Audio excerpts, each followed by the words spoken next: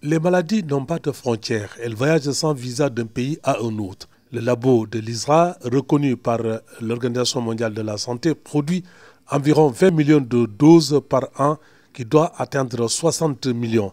Cet appui du PRAPS, qui est un appui du Sénégal, pour renforcer la capacité, que l'ISRA puisse être en mesure de mettre à la disposition du Sénégal la quantité et la qualité de vaccins nécessaires pour couvrir 80% de ses besoins en vaccins pour lutter efficacement contre les maladies animales. Le Sénégal fait école dans beaucoup de domaines, particulièrement dans le secteur agricole. C'est pourquoi les instituts accueillent des visiteurs en provenance de la sous-région et du continent pour se ressourcer dans l'expérience de nos experts. Il va falloir agir sur le levier capacité de production et pour cela, le PRAPS va mettre en place un lyophilisateur qui va non seulement permettre à l'ISRA d'automatiser ses mécanismes de production, mais aussi d'accroître et de multiplier ainsi par 5 sa production de vaccins. Au terme de l'exposé de Dr Yaya Thiongan sur le laboratoire de production des différents types de vaccins, les autres ont fait le tour